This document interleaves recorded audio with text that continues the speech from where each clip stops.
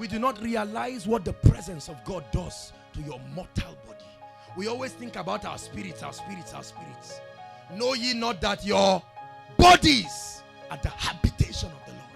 This literal body, this biological flesh, houses the greatest divinity. Great men like John Lake understood. And so they told that body, because you carry divinity and you are the one I'm working with, you are going to sit down in the secret place till you rub off that glory. Your spirit can interact, but how about your body? How about your body? Keep it under subjection.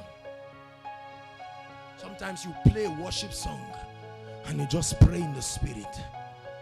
Leba sekata maladadadabos. Sidadamos sombadanamos.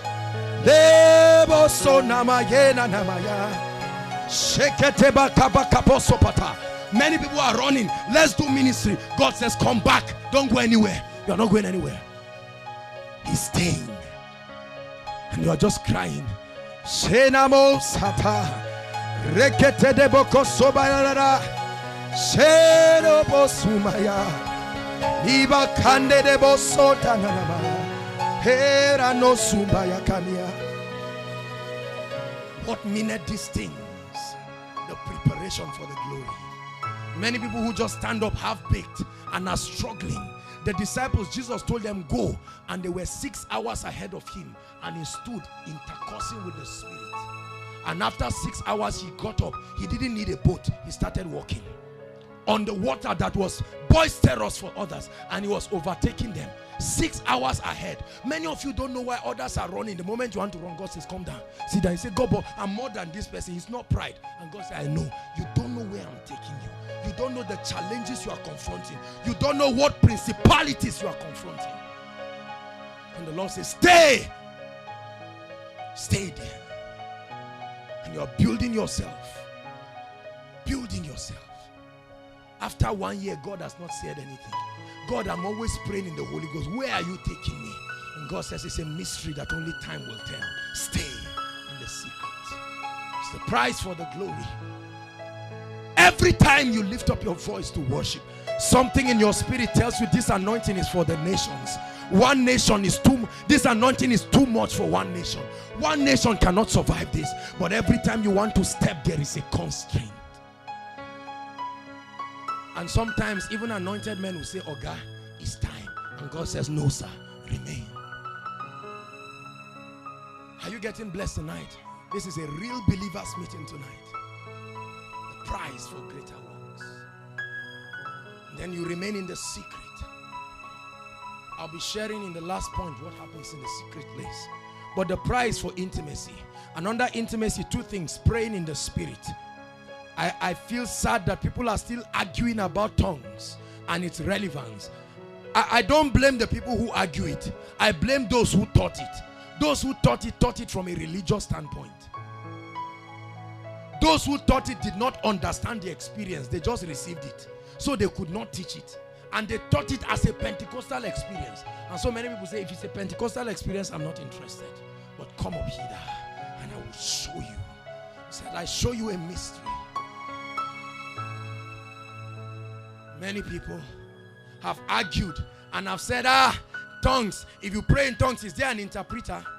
I don't have time. I would have shown you that what the Bible calls the diverse kinds of tongues is not the same as the prayer language of tongues. It's not the same. Very different. The prayer language is God's empowerment to believers for intimacy. 1 Corinthians chapter 14 verse 2 says, he that speaketh in an unknown tongue speaketh not unto men, but unto God. Intimacy in the spirit. Humanly speaking, there is no mathematics that can add up how you'll be edified praying in tongues. When you pray in tongues, at the end of it, all you are left with is you are tired. Religious people have pretended as if it's just a delicious experience. It has not been so for me. I don't know about you. I will not tell lies. A lot of people just talk. When you finish praying in tongues and you are serious about it, you will need water, you will need food. It's a sacrifice. Somebody was asking me somewhere, he said when he fasts, he's not hungry. I say, you're a liar. You better repent. What's the sacrifice if you are not hungry? Just say God gave you ability and grace over it. Don't tell lies. When I fast, I'm seriously hungry. But it's the constraint. That's where the maturity comes. That your body is saying, I want food. And you're saying, Oga, you are going to the nations with me. You better discipline yourself right now. So that we'll eat what is better than what you want to eat now. Discipline yourself for tomorrow. You say, I bring my body under subjection. There is nothing pleasant about paying the price.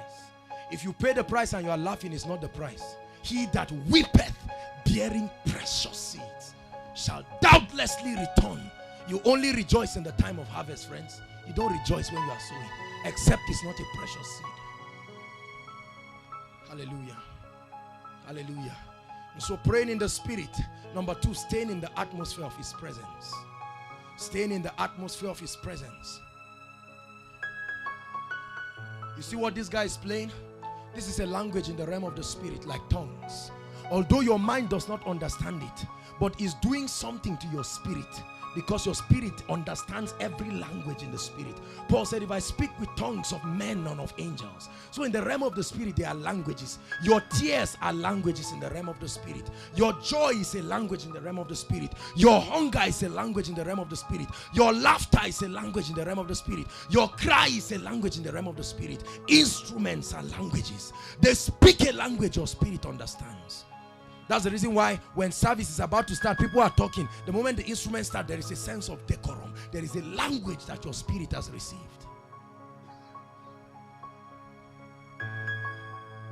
When you lie down under this kind of atmosphere, we call it soaking in the glory. You just create that atmosphere and there is a portal that is open. You are not praying. You just sit still. The Bible says, be still and know. There is a knowledge that does not come when you are busy. It's only when you are still, then you will know. There is a dimension of knowledge that is imparted as you are still. And so you stay in the spirit. And there is worship. What song is it? There is no song. This guy is just playing. And you're just sitting down. And your mortal body is drinking of the atmosphere of the glory.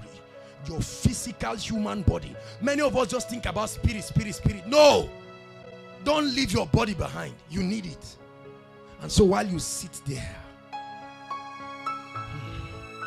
you're just still.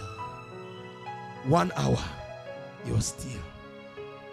Meanwhile, what is happening to your mind? Your mind is thinking about many things. Football, Indomie, gala. Don't mind it, just still. Your mind can think, but you will not get it. Sit there. You are in charge. And you sit. If you think you'll be interrupted, buy fruits. So when your body is talking, just bribe it with bite 1 apple and say, oh yeah, sit down. Don't laugh. It's the price for the glory. And you sit there. And there is an intercourse.